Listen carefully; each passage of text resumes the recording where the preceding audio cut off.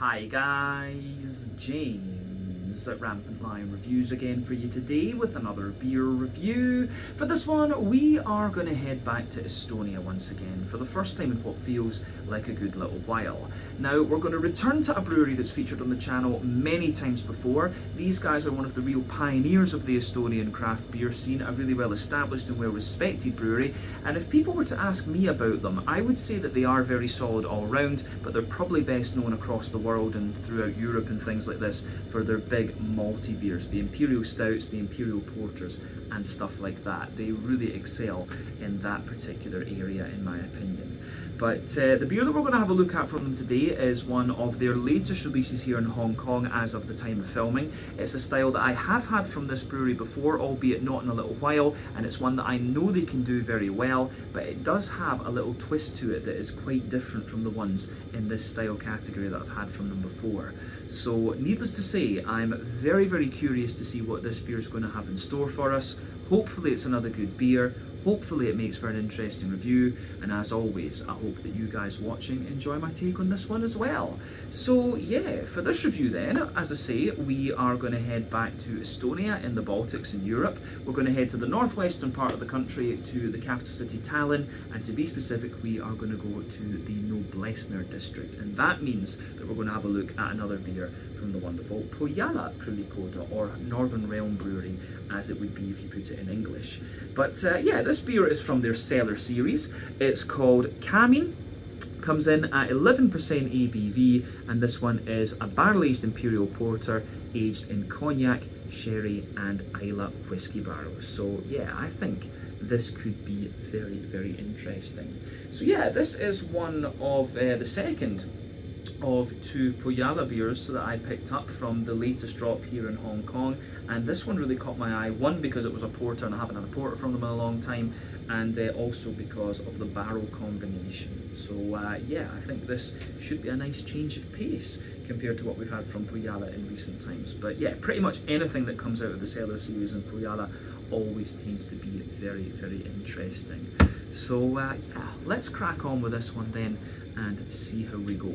So, as always with my reviews then, I'll tell you a little bit about the brewery before we taste the beer. If you want to get straight to the tasting though, just fast forward.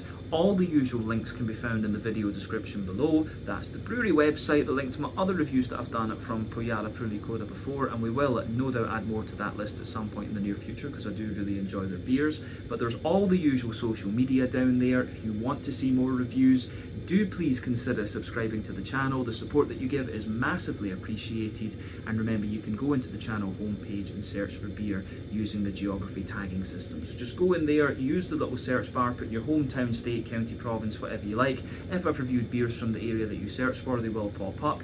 Failing that though, you can check out the playlist of beers from different countries. You'll find this one in the Estonian playlist along with a number of other things. That's being added to whenever I get the opportunity, but not as often as I would like, of course. But do make sure you check out the playlist of beers from other countries as well, because there are some very interesting things on the channel these days, even if I do say so myself. But yeah, let's go on to my brewery notes then, and I'll tell you a wee bit about Põhjala Pruulikoda once again then. So, Põhjala, as I've mentioned to you already, are based in Tallinn, the capital city of Estonia in the Baltics, and the company was founded by Peter Cake, N. Parel and Green Nurmits, and they were later joined by Tiit Pananen. So the group went on a fact-finding trip to Brewdog in Scotland after Punk IPA reached Estonia, and the guys were just kind of blown away by, you know, this beer and what beer actually could be compared to the fizzy yellow stuff. But it was in Brewdog's facility that two of the founders who were interning there encountered Chris Pilkington, who went on to join Põhjala as their head brewer and also to be a partner in the company. But Chris had actually graduated in marketing, but he was also an avid home brewer, and he was producing some really interesting beers on the Brewdog pilot kit, and it was these beers that inspired the Estonian guys to invite him to join them at their project back in Tallinn. So the company was officially founded in 2012, and then from 2013 they began to gypsy brew at a few other breweries around Tallinn. They opened their first brewery in May of 2014 in the Numit district in the southern part of the city, and apparently this building was originally a rubber boot factory. But they started with an initial capacity of 12 hectolitres, but this was scaled up considerably over the years, and they started exporting their beer in 2015, and the brewery are now widely known throughout Europe and further afield. And at this brewery they also had a tap room with 24 taps, which stayed there until they moved facilities. But I should point out as well that when it comes to the Baltic breweries, this is quite a common model for them to use. You know, they produce quite a lot of beer, but they'll use a very small portion, like maybe a third or a quarter domestically, and then everything else will get exported. So for us in Western and Northern Europe, it's a win-win. You get very, very good beer from the Baltics for a very good price. So yeah, and it works well for them because they can charge more money for it and things like that too. So yeah, if you get the chance to try some of the Baltic beers, I really recommend that you do. But anyway, they stayed in that facility in Numit until 2018, and at this point they moved to a new brewery in the Noblessner shipyard in northern Tallinn. And this new brewery was equipped with a 50 hectolitre brew house from Rolec in Germany, and an even bigger tap room with a restaurant that serves American barbecue. But as I say, they keep roughly about 1/3 of their beer in Estonia, and they export the remaining 2/3, and this is what really helped the brewery establish their name across the world.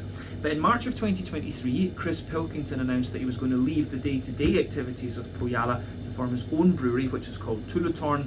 That translates into English as like lighthouse, light tower brewery.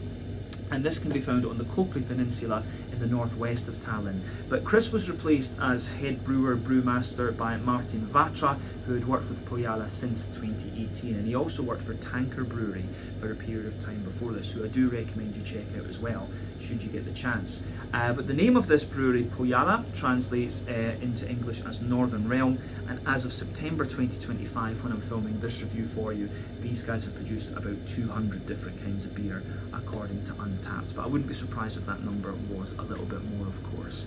But yeah, that is everything that I can really tell you about Põhjala Pruulikoda for the moment. If you want to learn more about these guys, you can check out the brewery website, you can follow them on Facebook and Instagram to keep up to date with all the latest goings on, and you can check out the Rate Beer, Untappd and Beer Advocate pages to learn a little bit more about all the different beers that these guys have done. So the other thing I would recommend you check out is my out and about videos that I filmed at Pohjala's brewery, because I did one where I interviewed Chris Pilkington and Imperial, and then after that I also did a video at the restaurant when it was open, which was pretty cool. So yeah, I would recommend you go and check those videos out. I'll try to remember to put the links to them in the video description for you below. But yeah, as I say, check out all the links down there. Let's go on and actually have a wee look at this beer itself. So yeah, like I told you at the start of the video, this one is from Pohjala's Cellar series, which I highly recommend that you check out. They do some very interesting stuff there. The Estonians are great at barrel aging. Puasta Silver series, Sori's barrel aging program as well is great, and Tanker do some really interesting stuff from what I remember too. But yeah, these ones from Pohjala are always interesting, like I say. But yeah, this beer is called Kamin, which translates into English as fireplace, which is kind of fitting when you think about the barrels that have been used here. They've used Cognac, sherry and Islay whiskey barrels to age this porter. You've got a blue wax top on this one, and as I say, I'm quite curious about the Islay whiskey side of this, because when you use peated Scotch whiskey barrels, it can really overpower the flavour of a lot of these beers if they're not done correctly. So I'm curious about the sherry and Cognac barrel sort of balance that this one has, because I'm guessing it'll be a blend of, they'll probably have brewed the same beer and then blended together the casks later on before bottling it. I'm guessing that's what they'll have done. But yeah, let's get this guy out into the glass then and see what it's all about. The Kamin 11% Imperial Porter from Pohjala in Tallinn in Estonia. Let's see what we have here. As I said earlier, I honestly couldn't tell you the last porter that I reviewed on the channel. I really have no idea, but it could well have been an Estonian one, because the style does seem to be fairly popular there, but most breweries these days are doing Imperial stouts. The other brewery it could have been would have been Kernel or maybe New Barnes actually. But anyway, that's by the by. So yeah, as you can see, we've poured the full beer out and into the glass, and you've just got a little quarter finger of a frothy, I would say, kind of fawn coloured head there. So yeah, the head on the top of this one there, you can see it's actually kind of soapy, but there's just a few wisps on the top of the liquid there. But yeah, that nice foamy ring around the side of the glass is just kind of lingering there, but it looks really quite nice actually. Yeah, I don't know if there's anything else we really need to say about the head on the beer, but colour wise, this one is quite interesting because it doesn't have any light coming through it. Does it have, it says it's got wheat and oats in it on the label there, so that kind of makes sense. There's a lot of opacity to this beer. If you shine the light through it, it's got a little bit of that kind of Coca-Cola, Pepsi coloured edge to it, but yeah, you've got that really nice dark kind of ebony rosewood colour that comes out of this one. So yeah, remember, the colour of your beer depends on a few things. One, the type of malts that you use. This goes a long way to determining your EBC rating. Two, length of your wort boil is going to play a role, because the longer you boil the wort, the more the sugars caramelise, and thus you get a darker coloured beer. But any barrel aging that you do or adjuncts you put into the beer will affect the colour of it as well. But when it comes to black beer styles like the stouts and the porters, it's very, very difficult actually to change the colour of those beers. So yeah, it's kind of an interesting point to make, but not much in the way of visible carbonation with this beer. You can see a few bubbles just coming up toward the surface of the liquid there, and one or two sticking toward the side of the glass. But all in all, it looks pretty much as you would expect of the Imperial Porter style category. And as I say, it's got that little bit of kind of haziness to it, if you like, because of the the wheat and the oats in there. I think it says it's got a little bit of rye in it, this one as well, so it should be kind of quite interesting. But yeah, when it comes to the porter as a style, to be honest, this is one of the styles that I don't know all that much about, because you know, the London Porter, I think, is the one that really kind of springs to mind in all honesty. But my understanding of the porter was that it uses a different kind of yeast from the stout, and it's meant to be a bit lighter in its mouthfeel. And I think the particular yeast that the porter uses ferments at a lower temperature than a regular ale yeast, so that accounts for the slightly lighter mouthfeel. But do correct me in the comment section below if anything I've said there is wrong, because yeah, the porter is a bit of a grey area for me when it comes to knowledge, to be honest with you. But yeah, appearance wise, it's pretty much as we'd expect. Let's go on and have a little look at the aroma of this one then and see what it has in store for us. I'm very, very curious about this. Oh, right, yeah. I'm going to say straight away, that's a really interesting and very kind of quirky aroma. Now, it doesn't feel that you can smell a bit of everything in this, you know, the sherry, the cognac, and the Islay whiskey, and you've got the porter in it on top of that. It's actually very well balanced, but it's kind of quite complex in a way. But the first impression of this is it's quite fruity. Like, the first thing you get from this is a very sharp fruity note, which will be the sherry and the cognac coming out of it. So yeah, cognac is of course a grape distillate, and sherry is like a fortified wine, if I remember correctly. So it kind of makes sense that it's very kind of fruity and in your face. But you know, if you take the aroma in that bit more deeply, you can get the sort of peaty character from the Islay whiskey in there as well, and of course all the nice wood and stuff like that. So yeah, where do we start with this one then? Let's just try and break this aroma down and describe it for you a wee bit more in depth. So I will say the barrel does push back against the actual flavour of the porter quite a bit, but we will get more of the actual porter itself in the flavour of the beer, that's for sure. So yeah, anyway, so the backbone of this beer is obviously the woody character. So you've got a lovely sort of smooth oaky character forming the backbone of the beer there. Now, as I've often said, American oak tends to be a little bit smoother and a little bit more kind of vanilla-y, whereas European oak's just got a little bit more dryness to it. And here, obviously, you've got the oak coming from the three different barrels, so it's kind of interesting because they all have different effects. The spirits all have different effects on the wood, of course. Or is sherry a spirit? Can we consider it a spirit? As I say, I'm not quite sure. But yeah, anyway, so you've got that lovely oaky backbone in there. There is a wee hint of vanilla to it. And as I say, you get a little bit of the kind of peated whiskey out of this one. I'd love to know what distillery the barrel's from, actually. Because, of course, you know, you've got quite a lot of things out there. Quite a few distilleries out there. And the peatiness, I love my peaty whiskies, in all honesty. But yeah, the peatiness that's coming out of this one's quite a grassy peaty character, I would say. But it's nice and smooth, yeah. As I say, grassy, slightly floral, peaty note. And on top of that, yeah, you can smell the mix of grapey notes from the dried grapes, like sultanas and all of this, from the sherry and from the cognac, of course. Yeah, it's that combination of things is really, really quite interesting. As I say, I think we're going to get more complexity in the actual flavour of the beer rather than anything else. But yeah, on top of that, you start to get the actual porter side of things. So for me, the backbone of the porter is like that little bit of kind of, is it right to say caramelized or charred? That little bit of the edge of the cake that gets stuck to the baking tray. So yeah, getting a wee bit of that in this one. But that for me is forming the backbone of the beer. On top of that, you can smell a little bit of a more kind of sweet rye bready character. There's wholemeal brown bread in there. There's like a chocolate sponge, chocolate muffiny type note out of it. Yeah, chocolate sponge, chocolate muffin. The actual chocolate side of the beer as well. The chocolatey side of this one's maybe about 40% cocoa chocolate, 50% cocoa chocolate. But it's quite smooth at the same time.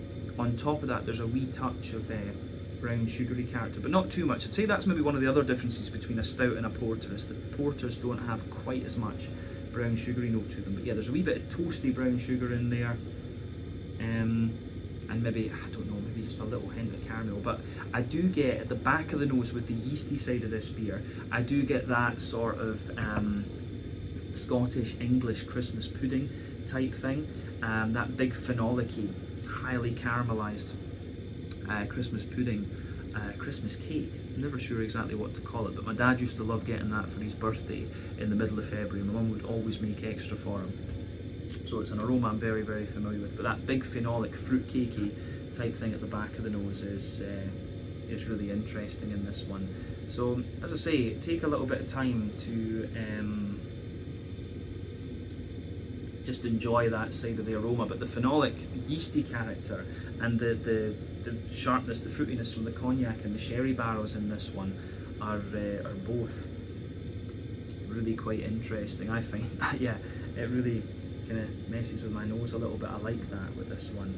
So yeah, malty, yeasty backbone in this beer. It's very, very smooth, but there is quite a little bit going on in it. But the interesting thing, I was trying to see if I pick up a little bit of nuttiness out of this, and maybe just a very, very slight hint, but not overly much in all honesty.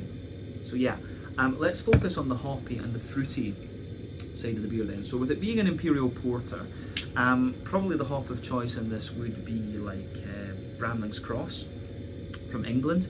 But then again, with the beer being a darker beer, it's not the most hop forward style of beer in the first place, plus it's also been aged in these barrels, and then we don't know exactly how old the bottle is, so those factors kind of make us think, yeah, the hops have dropped out of the beer a wee bit. So that is worth bearing in mind with this one. But yeah, the hoppy character that comes out of this beer, I think, is definitely present. So there's a little bit of, you know, there's a wee bit of sort of earthiness in there, a little bit of herbal character. I do get some floral and kind of grassy notes at the front of the nose as well. But yeah, the way that this one goes together, I think, is really, really quite nice. I'm just going to pause a second because I'm getting a message. Alright guys, apologies about the pausing there. I was getting an alert on the phone saying that my storage was low. I'm still getting used to this this new phone, of course, so what can we do? But yeah, Anyway, as I was saying, so you still get a little bit of hoppy character out of this one, but let's focus on the fruity side of the beer just to round off our look at the aroma then. So for me, the fruity side of this beer, it's quite, I would say, it's quite sharp actually. You know, as I say, you've got the fruit from the sherry and from the, you've got the fruit from the sherry and from the cognac coming out of this one, and beyond that you've actually got the fruit coming out from the hops as well. So in that instance, I would say you've got quite a little bit of sharp raisin coming out of the beer. There's also a good little bit of like big juicy plum underneath. So raisin, plum, prune, quite a bit of fig as well, blackcurrant and blackberries coming out of this one. So there's a lot going on in this beer, I have to say. So I really quite like how that how all of that goes together. The aroma's kind of pretty much what you'd expect, but I will say for the Imperial Porter style category, I think this one is quite yeah, it is quite sharp in its fruity notes, but that's probably down to the barrel. So as I always say, just take a little bit of time and enjoy the aroma of the beer before you get stuck into it. That's always half the experience when it comes to craft beers and whiskies and sakes and stuff like this. But yeah, just take a bit of time to enjoy that before you actually get stuck into it. But I think we can have a taste of this one now and just see what it's all about. So yeah, let's do that. This one is the Kamin, an 11% Imperial Porter aged in sherry, cognac and Islay whiskey barrels from the wonderful Põhjala Pruulikoda in Noblessner, Tallinn, Estonia. My first porter from these guys in quite a wee while. Slàinte, skål, cheers, tervisix.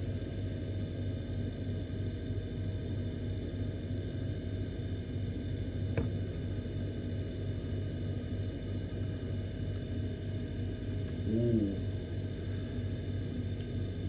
damn.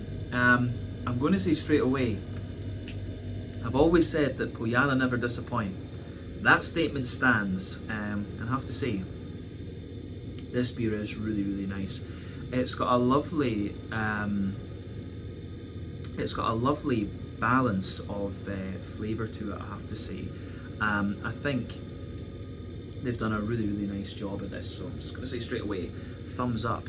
The one surprise you'll get out of this beer, I would say, in comparison with the aroma, is the level of like roasty toasty black malt that you get out of this beer, and that in this one for me, it does have a real dryness and a real bitterness into the aftertaste, which I think is really, really interesting. But all in all, another beautiful, beautiful beer from these guys. Wouldn't expect anything less, and it gives you everything you want from the style. You've got the fruitiness, the roastiness, the lovely kind of darker malt backbone, and the way the barrel is balanced in this is absolutely lovely. So let's just try and break this down then and describe it for you a wee bit more in depth, because I think they've done a wonderful job with this.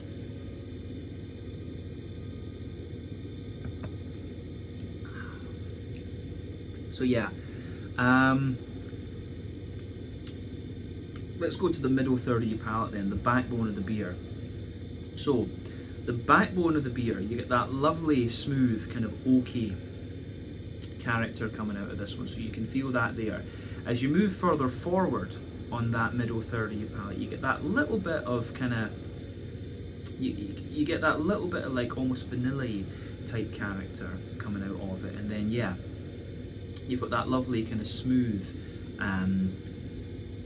yeah, you've just got that lovely little bit of smooth kind of spirity layer on top of that. So yeah, kind of in the base of the spirit layer, you get the peated Islay whiskey in there, which gives it a little bit of dryness, of course. So you absolutely get that in there. And the peaty character on this one, it's actually quite smooth, and there's a wee bit more brown sugar to the whiskey than I was expecting from the aroma. So you've got that lovely kind of brown sugary side to the whiskey, but it's also got a wee bit more of a kind of grassy nature to it. Then on top of that, you have the on top of that you get the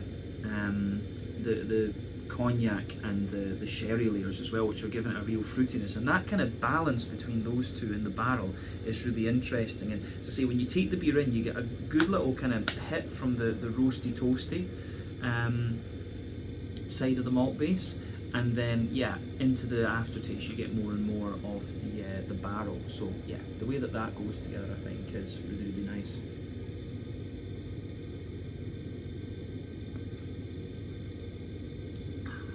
So yeah, for me, the barrel in this is really, really quite interesting how these things interact, because the fruity side of this one, the grapes are so kind of juicy,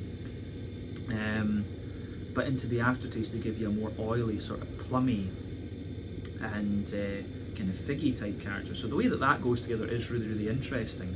So yeah, above the woody backbone and the spirit layer, you start to get the porter itself. So the backbone of the porter is this lovely roasty toasty, like black malt, well-fired bread crusty sort of thing.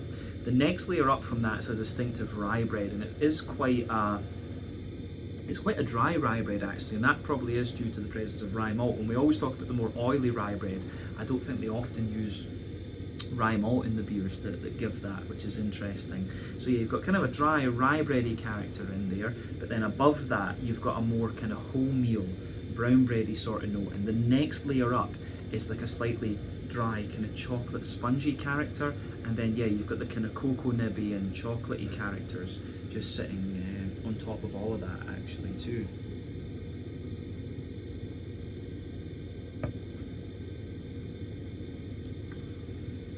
But yeah, to say, the porter doesn't tend to have too much brown sugar to it, so the brown sugary side of this beer for me is interesting, because above that chocolatey layer, and I would say that the chocolate, as I've often said, sweeter flavours come out further forward on the palate, more dry and bitter flavours come out further back. But the chocolatey side of this beer, at the back of that middle third of your palate, it's maybe about 80-90% cocoa chocolate, maybe even slightly charred. And as you move further forward, it's probably about toward the front of that middle third of your palate, it's maybe about 50% cocoa chocolate, something like that. So quite a dark chocolatey note with this one. But above that, you start to get a kind of leathery brown sugary character, which is interesting. So the leathery brown sugar's there, it's a little bit, actually it's maybe a little bit toasty underneath, and then you get a more leathery brown sugar, and in the dead centre of your palate you've got a wee bit more of a kind of, there's a slightly Werther's Original sweet caramelly type note to this one. So yeah, the way that goes together is also pretty nice.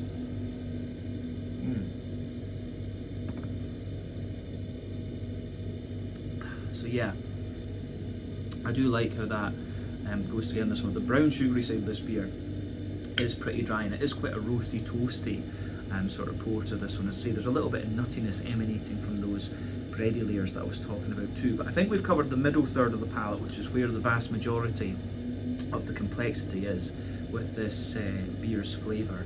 So yeah, let's go to the back third of your palate then. So as I've often said, the back third of your palate and the middle third of your palate will give you very similar flavours, but just at different intensities.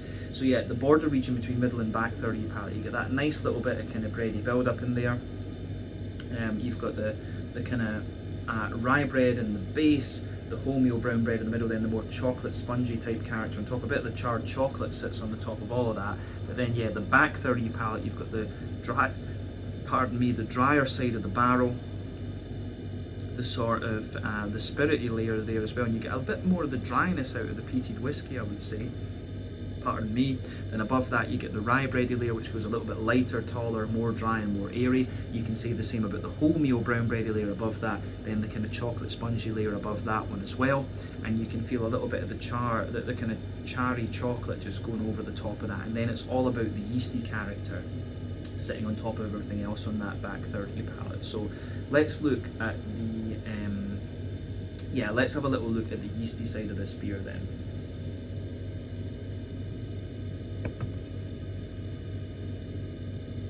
So yeah, the yeasty side of the beer for me, it's kind of like what I was saying from the aroma. At its core, it's got this really oily, dense, it's got this really oily, kind of dense, sticky Scottish, English, Christmas puddingy type character. So that's there. As you go around the edge of that, it's got a little bit more of a kind of chocolate cakey sort of thing. So it's got a little bit more of a kind of chocolate cakey sort of thing. Then around the very edge, it's got more of a it's got more of a more of a kind of charred bread crusty sort of thing. So yeah, chocolate, Christmas puddingy cake in the middle, then a more kind of oily rye bready character around the edge, and then kind of charred bread crusty character on the very top of everything else. I think that works out, or that is pretty much what you get from the yeasty side of this beer, but that lingers into the aftertaste and also adds a wee bit to the dryness, as well as the roastiness that you get from the backbone of the beer. But definitely, back third of your palate, you can feel the flavour is taller. Then as you move further forward into the middle third of your tongue, it just kind of compresses down and squashes together that little bit more. So I like how that pieces together in this one. So on the, I think that's everything we need to say about the malty and yeasty side of the beer. Let's go to the hoppy side of things then. So back corners of the palate, you do get a little bit of earthiness in there, for sure. And you can feel the hops have dropped out of this, but there is still some presence there. So that earthiness is there. As you move further forward along the side of the palate, it becomes a little bit herbal and kind of slightly woody, I would say. Then and that spreads quite far forward, but as you reach the front corners of your palate, it's got a little bit more of a kind of floral, aromatic-y type note to it. Then round the front curve of your tongue, it's got a little bit of a lighter, more kind of grassy note to it. Don't think there's anything else we need to say about the green component in this one. So let's go to the front third of your palate and round off the flavour section with a wee look at the fruity part of the beer. So border region between front third and middle third of your palate. Again, you get that little bit of bready build up in there. The rye bread is in the base. The wholemeal brown bread sits on top of that, then the more chocolate spongy character. The base of that front third of your palate, again, lovely smooth oaky wood. There's a little bit of kind of vanilla in there, of course. Then you get the spirity layers. Above that, you've got the kind of toasty bread crust, which isn't quite as aggressive at the front of the palate, of course. Then rye bread, wholemeal brown bread, the sort of chocolate sponge, and a wee bit of the more leathery side and toasty side of the brown sugar creeping forward. But then you've got that nice oily bubble where the juicy fruity esters just roll their way out of the beer. So let's have a wee look at the fruity side of things then.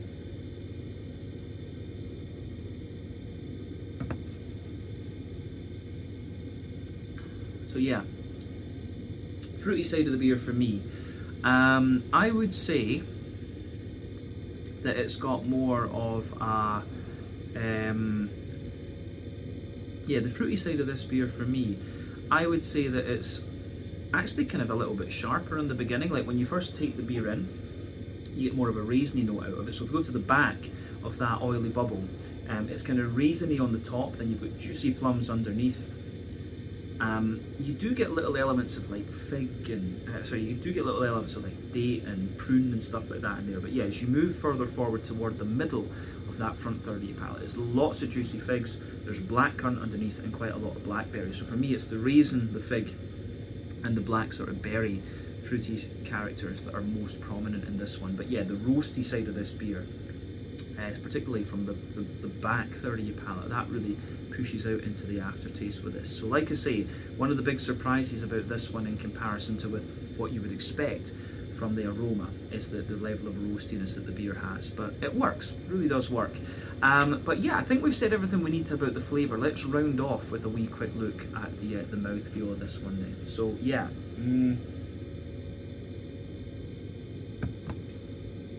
mouthfeel of this beer for me, I would say I'd put this one top end of mid-bodied, bottom end of full-bodied. Carbonation is very, very smooth in this one. Obviously, because you've barrel aged this beer, you've sacrificed a little bit of the mouthfeel to get those lovely infused flavours that it's got. So probably top end of mid-bodied is fair for this one. Carbonation is very smooth. It's got a bit of slickness to it, but there is quite a bit of like dryness and roastiness to this beer, particularly into the aftertaste. I would say that we're probably talking about 80 IBUs with this one, probably from the whiskey barrel and also from the roasty black malt that's in this beer. But at the same time, that's balanced out really nicely with the sweeter parts of the malt base So it's really roasty. You've got the dryness from the barrel, the roastiness from the black malt, the smoothness in the middle, then a slightly drier sweetness sitting there on top, and that lingers into the aftertaste. And some of the fruity part of the barrel kind of pushes its way out as well. So this beer is quite almost, not sharp isn't the right word, it's quite juicy and sweet in the beginning. Then yeah, you get more of the roastiness into the aftertaste, but some of that sweetness from the fruity part of the beer really lingers into the aftertaste as well. So yeah, it's a really interesting one, this. I don't think I've had an Imperial Porter quite like this before, so kudos to Põhjala for making me think a bit, and they will certainly do that with this cellar series. There's some really, really interesting beers in this lineup, so have a go at them and see what you think for yourself. But yeah, I think we can leave it at that for this one. So yeah, this one was the Kamin, an 11% barrel-aged Imperial Porter. This one was aged in Islay Whisky, Cognac and sherry barrels, and I think Põhjala did a very, very good job of it, but I don't think we'd expect any less. So yeah, let's leave it at that for this one. Once again, thank you for watching my beer reviews. Until the next time, please like, subscribe, share, all the usual YouTube stuff. Let me know your own thoughts on this beer in the comments section below. Let me know what your favourite beers are from Põhjala Pruulikoda as well, and we will no doubt return to these guys again at some point in the very near future. But until the next time, Slàinte, skål, cheers, Tervi6, check out my social media, check out their social media, and I'll